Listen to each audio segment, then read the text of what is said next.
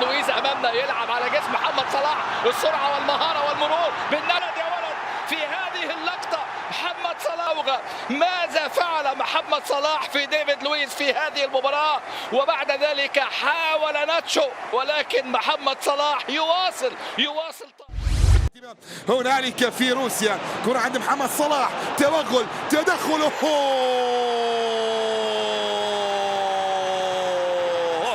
الحل دائما بأقدام صلاح، يسجل من دون أي تعقيد، من دون أي تعقيد. صلاح يثبت للعالم بأن كرة القدم